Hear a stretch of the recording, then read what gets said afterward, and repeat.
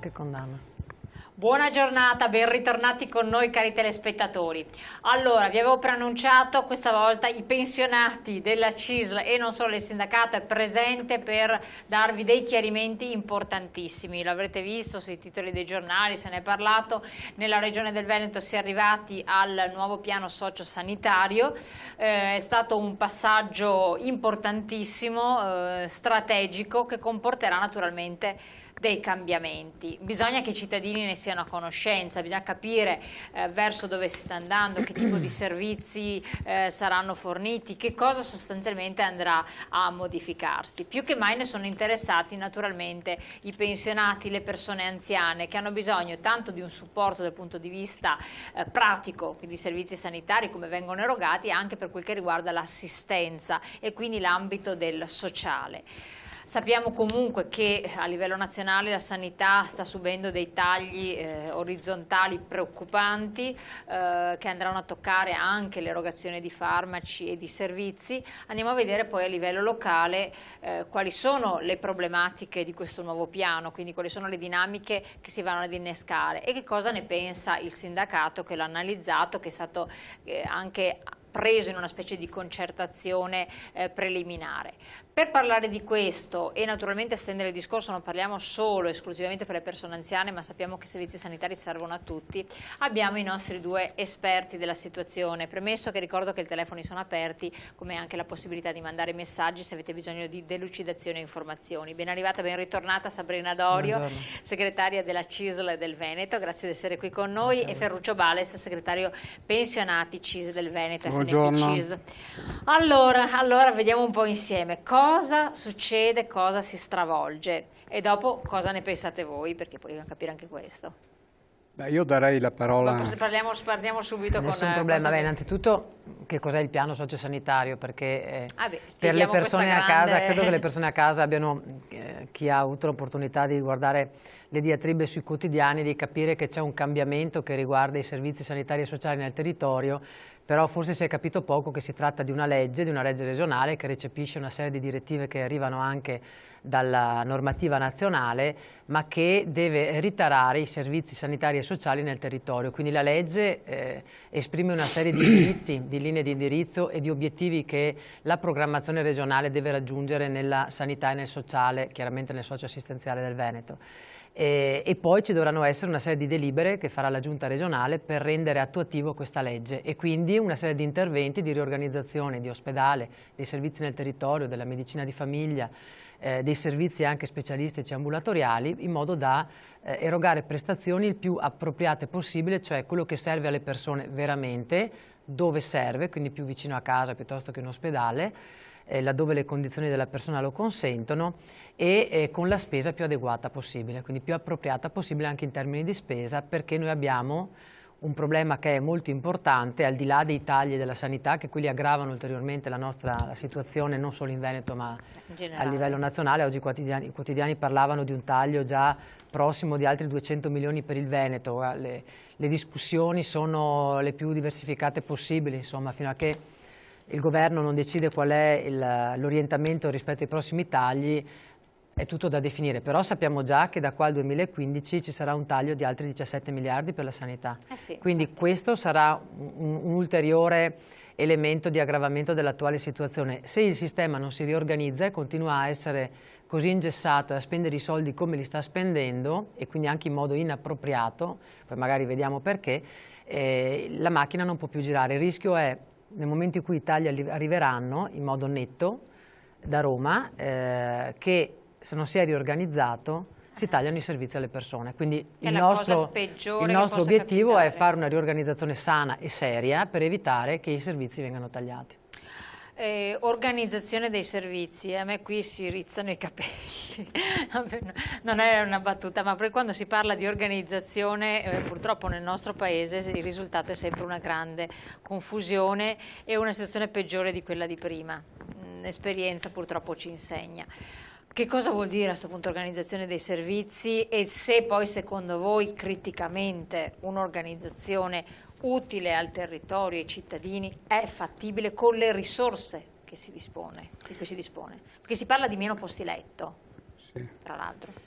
Allora, a risorse costanti o meglio a risorse in diminuzione, è evidente, come diceva prima la Sabrina, che se non ci riorganizziamo è evidente che ci saranno i tagli conseguenti e quindi questo, come dire, tutti quanti i parti sociali ma anche la politica che ha il primato e dà la responsabilità dovrebbe quantomeno.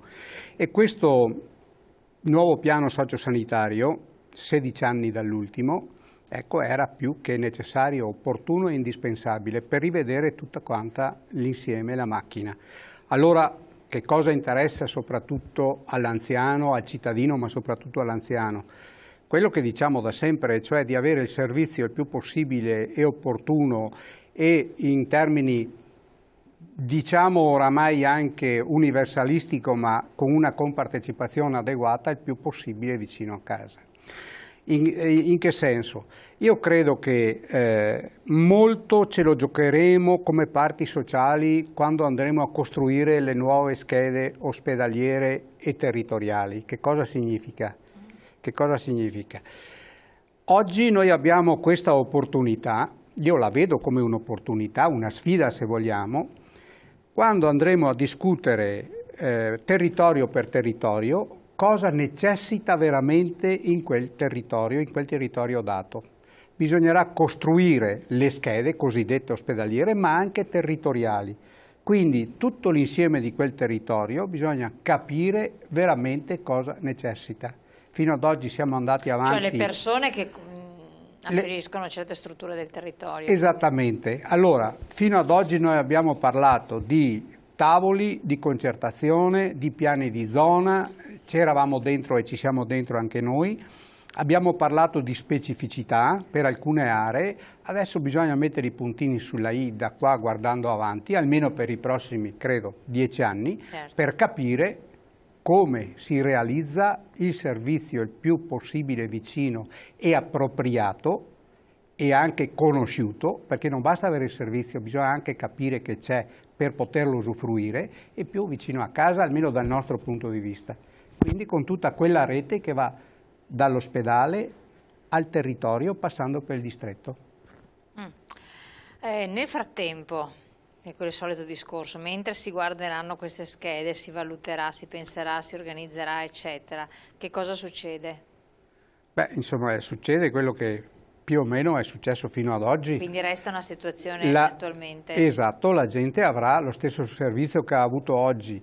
Io credo che comunque questa è una sfida sulla quale noi non possiamo, come dire, stare a guardare. Noi dobbiamo non essere, partecipare assolutamente, noi dobbiamo essere protagonisti di questo. Ecco. Quindi all'interno di questo noi ci siamo, poi possiamo entrare nel merito, nel vedere dall'ospedale al territorio attraverso quali strutture intermedie si passa, sapendo che la fase acuta va appropriatamente curata in ospedale e la fase cronica va curata, se è possibile, a casa. Perché la stragrande maggioranza di casi, che oggi pesano anche sulla sanità, potrebbero, a nostro avviso, nella fase cronica, perché pesare sulla famiglia? Pesare. No.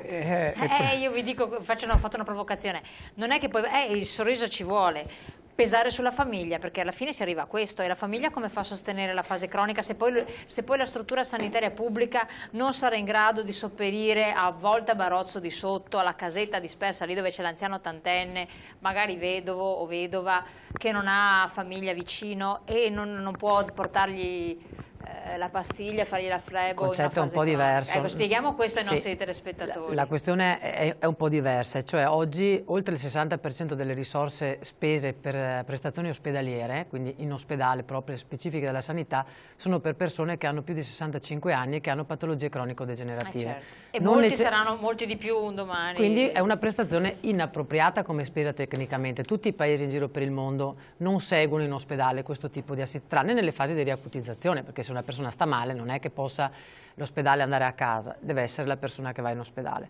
Però è chiaro che una serie di prestazioni che la persona è costretta oggi a farsi fare in ospedale possono essere fatte a livello territoriale. Quindi se una persona ha una patologia cronica o degenerativa e già vive a casa, perché comunque non viviamo in ospedale, ci andiamo quando stiamo male. Se io vivo a casa e ho la possibilità di essere seguito in modo adeguato nel territorio, con servizi che al bisogno posso fare nel territorio, con una medicina di famiglia organizzata diversamente, che risponde a dei bisogni e se serve mi fa un elettrocardiogramma o altri tipi di controllo a livello territoriale senza farmi ricoverare necessariamente, magari con un infermiere che si chiama case manager come in tutto il resto del mondo, che mi segue a casa costantemente, che di me sa tutto e che nel momento in cui uno dei valori salta, facendo i controlli, tiene la rete con i medici di base, con i medici specialisti, perché la persona non abbia ricadute e non debba per forza essere ricoverata. Si tratta di un intervento nel territorio per persone che sono già a casa, non stiamo parlando di domiciliarità per i non autosufficienti, sono due cose diverse. Quindi questo è spostare le prestazioni che sono di tipo sanitario per persone che non devono obbligatoriamente andare in ospedale come accade oggi, perché non ci sono altri servizi da fare nel territorio. L'altra questione è quella della domiciliarità per i non autosufficienti, lì si apre tutta un'altra partita su cui noi siamo convinti che solo riorganizzando il sistema in modo molto forte si può contribuire a recuperare risorse per buttarle anche su quel tipo di servizio, non scaricandolo sulla famiglia, perché ecco, questa è una cosa che a noi sta molto a cuore. La domiciliarità deve essere comunque una scelta, non può essere un obbligo perché non ci sono i servizi intermedi. Allora è chiaro che le famiglie, le persone che vogliono, possono essere seguite a casa con degli aiuti adeguati, è giusto che lo possano fare. A chi ci dice che bisogna buttare tutto sulla domiciliarità perché costa meno, noi diciamo è sbagliato. Costa meno perché la regione ci mette pochi soldi, lo Stato nulla, al pubblico costa meno, ma per la famiglia è un onere mostruoso non solo economico ma anche sociale, psicologico, e dove noi vediamo molte persone che perdono il lavoro, donne di solito, che perdono il lavoro per assistere i familiari non autosufficienti o disabili, e anche questo è sbagliato. Quindi si deve trovare un equilibrio con servizi più adeguati anche su questo fronte, ma questo è l'altro pezzo, quello del socio-assistenziale. Adesso noi stavamo riflettendo sulla partita sanitaria, che è un po' perché si parlava nella parte medico-sanitaria invece di degenze ospedaliere post-traumatiche, post-patologia acuta, post-acuzie, una degenza domestica, cioè quindi, oggi si sta parlando nel piano di una degenza intermedia, cioè creare un servizio intermedio che costa un quinto, un sesto di quello che costa una giornata in ospedale, dove hai comunque i medici e gli infermieri per essere assistito, ma non hai la macchina dell'ospedale da gestire come costo spese. Quindi li chiamano ospedali di comunità nel piano, strutture intermedie che servono per la degenza post fase acuta, no? Però della serie non ti mando a casa subito come avviene adesso, perché non c'è un sistema protetto intermedio, però per creare queste strutture bisogna riconvertire una parte degli ospedali. È quello che volevo arrivare a dire, cioè bisogna presentare anche dei servizi che siano già strutturati. Faccio queste obiezioni perché forte di casi pratici che si verificano, perché poi è facile parlare di belle teorie, stiamo vedendo che riforma del lavoro, grandi teorie, poi sulla pratica non rispondono assolutamente alle esigenze del territorio. Onde evitare questo è meglio fare un po' di chiarezza. Andiamo subito in pubblicità, poi ritorniamo con voi.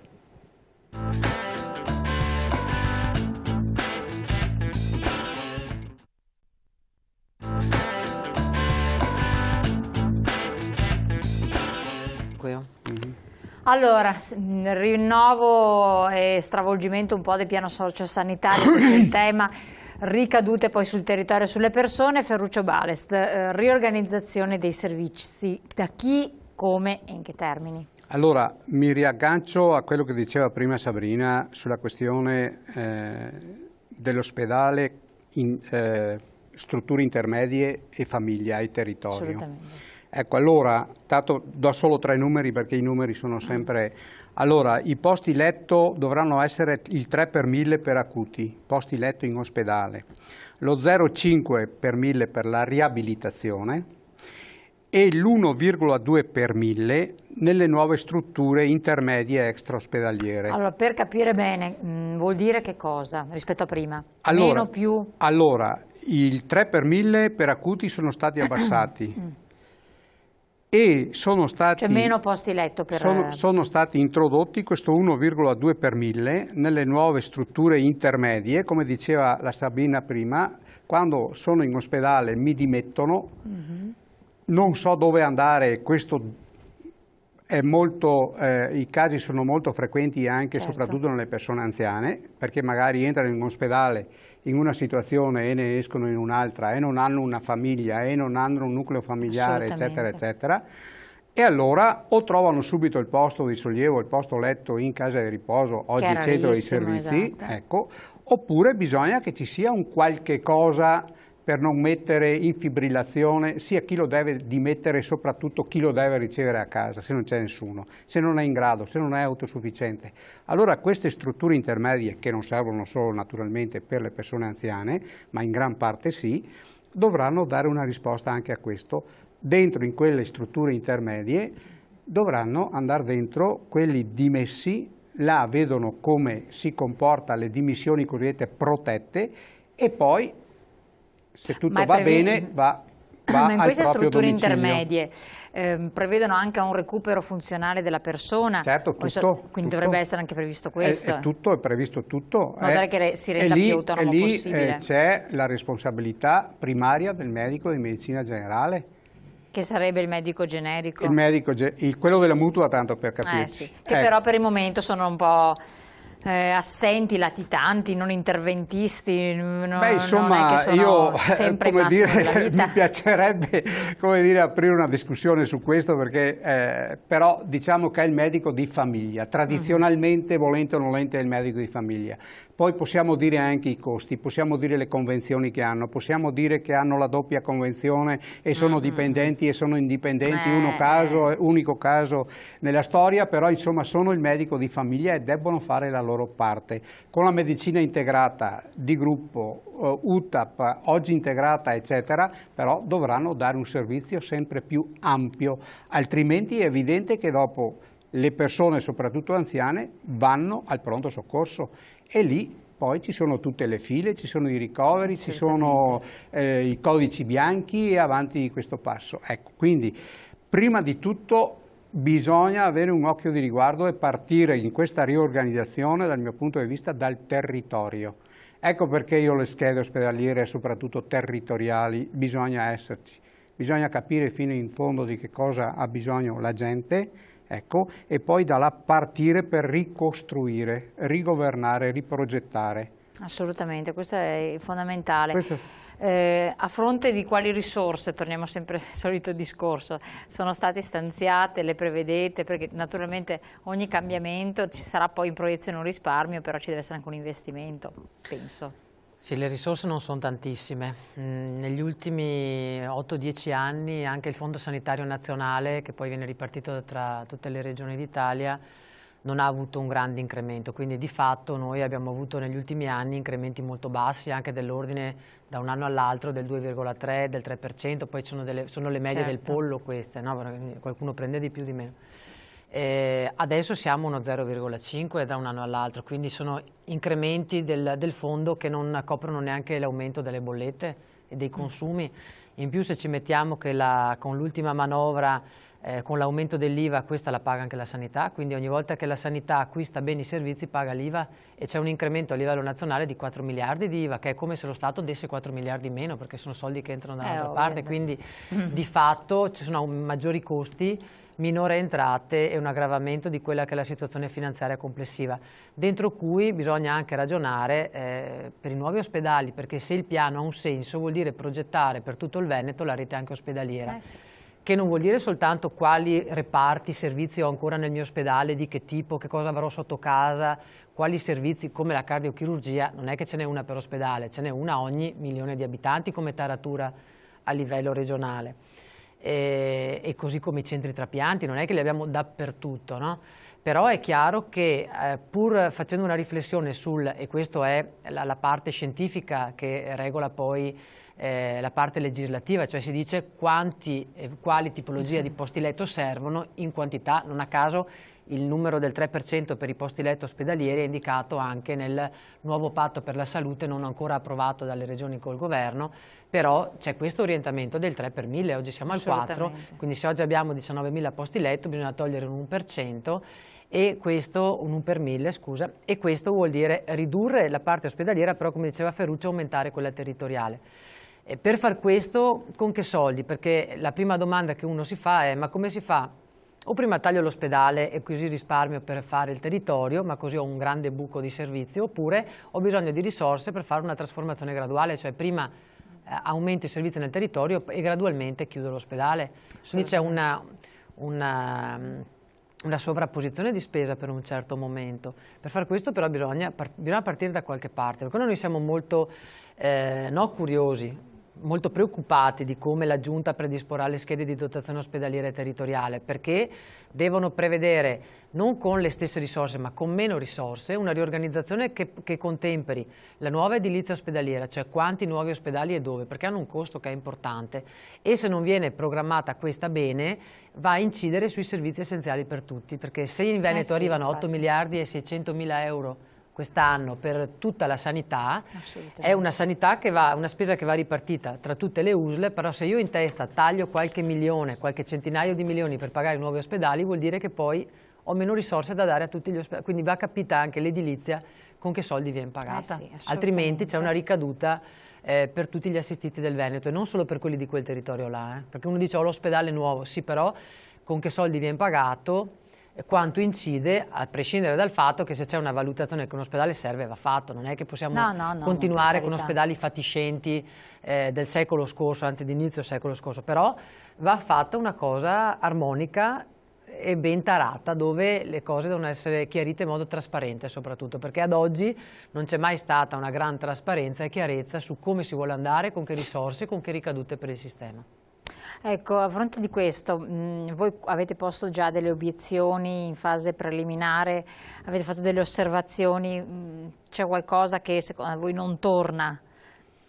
Oddio, come tutti i piani che devono tener conto di tutto, di una riorganizzazione, a noi va bene alcune cose e alcune cose no. Mi permetto di fare una obiezione, ma però grande dal nostro punto di vista, cioè all'interno di questo piano manca qualsiasi o quasi qualsiasi riferimento alla legge sulla non autosufficienza. Stavo per chiederlo, allora, perché era una cosa che diceva questa legge sulla non autosufficienza. Insomma, si diceva di integrare, eccetera. Ecco, allora noi saremo anche stufi di sentirla, però noi non possiamo, come dire, derogare alle nostre, ai nostri obiettivi, alle nostre prerogative, a tutto quello che abbiamo fatto per arrivare a quella legge. Tant'è vero che come pensionati unitariamente ci stiamo mobilitando, stiamo facendo le nostre tappe per far sentire anche noi la nostra voce, e quindi se la legge 30 fosse stata una parte integrante di questo piano, ecco, probabilmente noi avremmo avuto anche qualche risposta in più, perché soprattutto sulla questione territoriale, domiciliare, della residenzialità, soprattutto sulla parte anziana, la legge sulla non autosufficienza, anche se non solo sono anziani, ma la stragrande maggioranza sono anziani. Allora, tenendo presente che comunque non siamo solo anziani all'interno di questa legge, ma molte risposte le dà questa legge e dovrebbe essere appunto una parte integrante di questo piano, visto che si parla di schede socio-sanitarie, si parla di schede sul territorio, e là andremo a costruire un'altra volta e andremo a riproporre un'altra volta territorialmente quello che una parte è già prevista in quella legge. Perché? Perché c'è l'assistenza domiciliare, perché ci sono tante cosettine. Ci sono tante cosettine, la residenzialità nelle case di riposo, la riforma delle IPAB che non è ancora andata in porto dopo anni. Insomma, ma non c'è il rischio, allora qua parlando di risorse, che resti nuovamente un contenitore vuoto, cioè che resti un contenitore vuoto, ovvero per il quale una volta sistemata la sanità e rosicchiato e rosicchiabile non resta più nulla. La nostra preoccupazione di partenza era proprio questa. Il piano non dà gli elementi di trasparenza, di chiarezza, con i criteri, gli indicatori, quindi con quali regole si farà la riorganizzazione ospedale-territorio. Saranno le delibere che lo decidono. quindi ad oggi è un po' come firmare un assegno in bianco, no? Quello che su cui noi facciamo leva e su cui non mancheremo di premere è sulla politica, perché o la politica ha chiaro, e noi da una serie di elementi che abbiamo pensiamo che da una parte e dall'altra, quindi un po' tutto il Consiglio regionale, al di là delle modalità con cui è stato gestito poi l'approvazione del piano, abbia la consapevolezza che c'è un time out, cioè il tempo è finito, bisogna fare dei cambiamenti e farli seriamente. Però è chiaro che non sappiamo neanche il come e non si sa se lo sanno loro, quindi adesso nella predisposizione, perché dopo è quando ci si mette a tavolino con i numeri che si capisce quali sono le ricadute, quando si decide quanti reparti, in quali ospedali e quanti ospedali restano e quanti primariati e con quale modello e quanta medicina specialistica e quante convenzioni con il privato, cioè quando ci si mette a lavorare sul concreto si capiscono le ricadute. E come abbiamo visto durante i lavori della legge, durante l'approvazione della legge in Consiglio regionale, anche dopo ci saranno i vari interessi che premeranno sulla politica per non essere macinati, no? Quindi ci sarà la farmaceutica che ancora dice, beh, ma no, perché sono tanti i settori che possono essere penalizzati da una riorganizzazione. Del resto ne abbiamo visto un calo importantissimo in Veneto nella spesa farmaceutica in questi anni, e che però è dato da un grande lavoro fatto. Non è che non si danno i farmaci alle persone, alcuni non sono più dentro al prontuario per cui te li devi pagare, no? Maggior costo, ma su molti altri si è lavorato molto sui farmaci generici che costano meno alle famiglie ma costano meno anche al servizio sanitario, e quindi c'è stata una riduzione del costo. In tutto questo chi è che ci rimette? Necessariamente qualcuno ci rimette, se qualcuno spende meno, qualcuno incassa meno, però siccome si deve guardare all'economicità del sistema, quando si fanno tagli e riorganizzazioni, l'unico che non ci deve rimettere è il cittadino nella qualità dei servizi. Tutto il resto, professioni, medicina di famiglia, farmaceutica, privato, cioè primariati, a noi non interessa quanti primariati ci saranno, tanto per dirlo, perché a noi non interessa un ospedale per primariati, a noi interessa un ospedale per intensità di cure, come dice il piano, efficienza e quindi non è più fatto per capetti che hanno i loro letti, i loro infermieri, i loro medici, non è questo l'orientamento a livello internazionale. A livello internazionale si ragiona per percorsi assistenziali, quindi io ho un problema, entro in ospedale e ho un'equipe che mi segue in tutti i miei bisogni senza dover fare riferimento, no, a più capi. No, ma questo nella teoria è strutturalmente perfetto. Questo è il vero cambiamento. Poi andiamo a vedere se nella pratica viene accettato, come nella politica. Bisognerà lavorare, perché noi confidiamo che la politica l'abbia capito, lo speriamo, lo vedremo all'atto pratico con le schede. Esatto, allora noi adesso vediamo la pubblicità qualche secondo, poi torniamo insieme e vediamo anche poi i ruoli che hanno gli enti intermedi, ovvero la regione, le province, quelle che restano naturalmente, ma in Veneto resterebbero quasi tutte, a parte Rovigo sembra, i comuni, e poi naturalmente andiamo a capire sul territorio cosa succederà tra poco.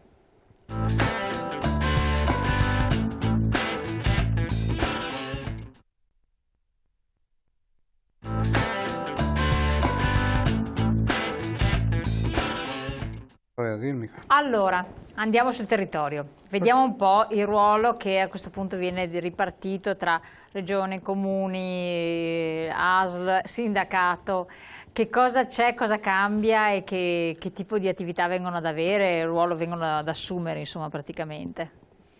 Beh, insomma, io credo che da sempre, per la verità, perché adesso questo lo voglio dire, da sempre il ruolo, a mio avviso, centrale avrebbe dovuto averlo la conferenza dei sindaci. Perché la conferenza di sindaci, se avesse voluto, e in qualche caso è anche avvenuto, avrebbe potuto avere un ruolo importante nella programmazione.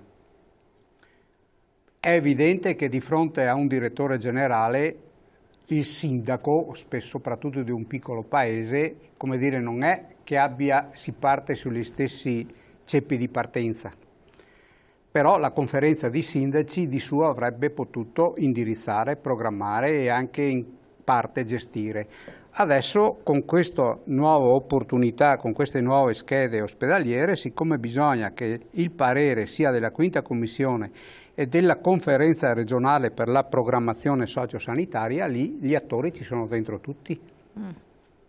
E allora, siccome che, ripeto, bisogna vedere e si parte dal territorio per capire i bisogni, via via poi i vari soggetti li porteranno nelle commissioni competenti, che è la quinta, che ha un parere vincolante, e nella conferenza apposita, dove Quindi, come dire, noi dobbiamo fare la nostra parte, ma sul territorio il primo cittadino, è sempre quello che ha la fascia, è sempre il sindaco, Quindi non si può tirare indietro. che in gruppo delega uno a rappresentare in conferenza dei sindaci le proprie istanze di quel territorio.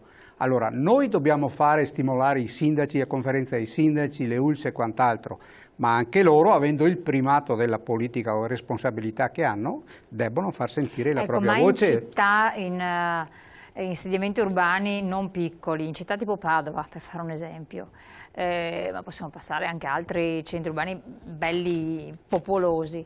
Come può il sindaco avere un ruolo rappresentativo di questo tipo, segnalare istanze, eccetera, se non ci sono degli organi intermedi che vanno, perché finché si tratta di un comune di pochi abitanti ci può stare, ma poi in altre realtà... La conferenza dei sindaci è proprio per dare rappresentanza a quelli che hanno poco peso politico, cioè pochi abitanti. Certo, sì, beh, ovvio questo. Il sindaco di una città importante dovrebbe prima di tutto fare una cosa, a mio avviso, delegare all'ULSS i servizi socio-assistenziali. Ma lo sta facendo oppure? Non tutti. Non tutti, e soprattutto le grosse città sono le più gelose, e metto gelose fra virgolette. Allora, o capiamo tutti che bisogna, quando si parla di rete, quando si parla di aggregazione, quando si parla, che bisogna parlare e poi essere coerenti, dal più grande al più piccolo. Certo.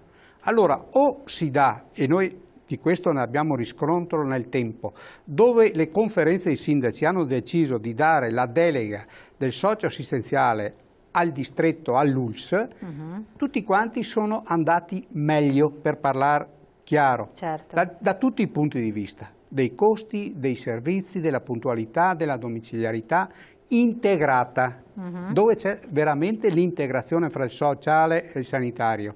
Certo. I sindaci delle grosse città dovrebbero capirlo per primi e dare l'esempio.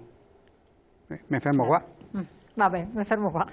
Allora, per le regioni c'è qualcosa di importante da capire come competenza? Il compito della regione, la sua competenza è quella legislativa e quella di programmazione, per fare la programmazione. Quindi nessuno si toglie, quindi l'indirizzo e il controllo, poi nessuno si può tirare fuori. Le aziende sanitarie, le USL, sono strumenti della regione per l'attuazione della programmazione sanitaria e sociale di competenza, per la parte di delega poi anche dei comuni, che hanno, non dappertutto come diceva Ferruccio. I comuni hanno questo compito importante che anticipava rispetto alla rappresentanza anche dei bisogni del territorio, e che però non vuol dire campanili, perché già l'altro giorno sul giornale c'era fatto il piano sociosanitario regionale, tutti non mi toccare questo, non mi toccare quello. Esatto. Cioè, noi abbiamo sindaci che sono più preoccupati dei loro cittadini, e mi spiego. Cioè, noi abbiamo ospedali dove già i cittadini hanno scelto che sono ospedali da chiudere, perché non ci vanno a partorire, non ci vanno a farsi curare, non ci vanno, punto. Ci vanno il minimo necessario, indispensabile, se proprio costretti, perché se trovano vanno in un altro presidio ospedaliero dove hanno sentito che c'è un primario più bravo, dove c'è una medicina migliore, dove c'è un'ostetricia più adeguata, cioè più efficiente. Quindi già le persone stanno scegliendo dove non farsi curare, e il dato lo danno gli indici di fuga delle USL, dove i reparti hanno un basso utilizzo. Quindi questo cosa vuol dire? Che l'USL organizza i servizi e li paga, perché ha tutte le sue medicine, le chirurgie, l'urologia, i servizi di diagnostica, eccetera, e li paga. I cittadini non vanno a farsi servire lì, ma da un'altra parte, quindi bisogna pagare anche la mobilità in uscita all'altra USL. Vuol dire che lo stesso servizio lo paghiamo 2 volte per un'efficienza locale. Allora, siccome le persone stanno già scegliendo dove farsi curare, non possono essere i sindaci a dire questo ospedale, questo reparto lo teniamo a tutti i costi perché c'è il primario da salvare, piuttosto che perché c'è la convinzione che quel reparto serva veramente, però da un punto di vista epidemiologico dei dati sanitari non ha resa. Ecco, certo. Diciamo le cose. Quindi va fatta un'analisi che a livello regionale e nazionale è un'analisi molto compiuta e molto dettagliata, e chi fa questo mestiere non può prescindere da questo. Cioè, chi fa la programmazione e chi poi la deve attuare non può far finta che questi dati non esistano. Anzi, bisogna... che i cittadini non li conoscano è una cosa, ma che chi fa programmazione non li legga questi dati volutamente per fare propaganda è un'altra. Allora noi abbiamo una serie di strutture che devono essere chiuse perché non sono sicure, come i punti nascita sotto i 600 parti all'anno non sono sicuri. sotto i 150, poi c'è ancora a livello nazionale una rilevazione dei punti nascita sotto i 200 parti che fa paura in Italia, che non dovrebbero neanche esistere perché non è neanche un parto al giorno. Voi immaginatevi le professionalità che lavorano lì dentro, che tipo di allenamento hanno? Zero. Che vuol dire che io non vado a partorire lì, ma vuol dire anche che l'ostetrica e il ginecologo che lavorano lì, se possono scappano, perché non è un posto appetibile professionalmente, no? E quindi fai fatica anche a trovare le sostituzioni se fai un concorso, perché lì nessuno ci vuole andare a lavorare, in quanto è inefficiente di suo. Allora chi c'è resta perché ha il suo lavoro e se può se ne va, ma se tu fai un concorso nessuno ci vuole però andare. magari anche agire al di là di questo, allora soprattutto parliamo di parti, che quindi uno ha a disposizione, se fa il parto naturale, quel tempo per arrivare in quella località e quindi è tutto. Forse bisogna anche agire sull'inefficienza di quella struttura e andarla a sanare, a capire perché sì, però non come è sulla gradita. cardiochirurgia c'è un dato, no, che si fa ogni tot interventi, cioè si parla di 1 milione di abitanti come riferimento per una cardiochirurgia. Sui parti bisogna fare anche guardare qual è la tra virgolette programmazione dei parti in un anno, perché se io so che nella regione Veneto nascono 1000 bambini all'anno, mi invento, non è così, perché sarebbe un disastro, se so che nascono 1000 bambini all'anno non posso fare 100 punti nascita, che nasca uno per. È chiaro che anche questo va fatto in base alla programmazione delle potenzialità del territorio. Il nostro è un territorio che ha un 20% superato, siamo già a un 22%, di persone sopra i 65 anni. Se andiamo a guardare tutte le fasce anche di fecondità eccetera, bisogna guardare, tolti sotto i 14 e sopra una certa età, bisogna guardare anche quante sono le donne, le potenzialità, certo. No? Ma questo lo fanno a livello scientifico. Il fatto è che noi come cittadini ci scandalizziamo perché diciamo, ci chiudono il servizio, però bisogna capire se è sicuro per gli utenti prima di tutto, per chi ci lavora e se è un servizio di qualità e quindi cosa costa alla comunità in termini economici e di salute, no? Quindi vanno fatte una serie di valutazioni. Su questo noi speriamo che i sindaci siano anche coerenti, e cioè dove non si scenda in campo solo per dire non toccatemi il mio reparto, il mio ospedale, anzi che lavorino al contrario, non tanto per tamponare questo quanto per vigilare sul fatto che a livello di territorio vengano creati i letti intermedi, venga creata la residenzialità, venga potenziata la domiciliarità da chi la richiede sempre. Ovvio, siamo arrivati al termine, una battuta soltanto, il ruolo del sindacato quale viene ad essere? Credo che io lo vedo sempre come opportunità e sfide. Ecco, dal punto di vista positivo, quindi con tutti i problemi. Noi siamo capillarmente presenti sul territorio, sia come unioni. Quindi ricevere anche segnalazioni, capire cosa va, cosa non va, intervenire oltre a questo essere anche protagonisti, perché noi dovremmo, e siamo in qualche caso, dentro nei tavoli tematici sui piani di zona. Quindi interventi dove... Quindi interventi, siccome debbono sentire tutti, e noi dobbiamo farci sentire, per quello che rappresentiamo e per gli interessi che dobbiamo e vogliamo rappresentare.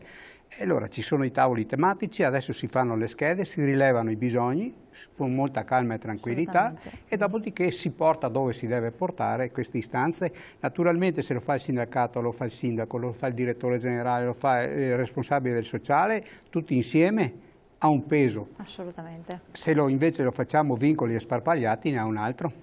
Chiaro. Allora, detto questo, abbiamo cercato di aprire un po' un capitolo che poi per carità con il tempo renderemo più semplice possibile, ne parleremo ancora. Ringraziamo i nostri ospiti di essere intervenuti, a voi come sempre di averci seguito e di aver partecipato. Ci ritroviamo naturalmente ad approfondire questi temi prestissimo. Grazie ancora, arrivederci.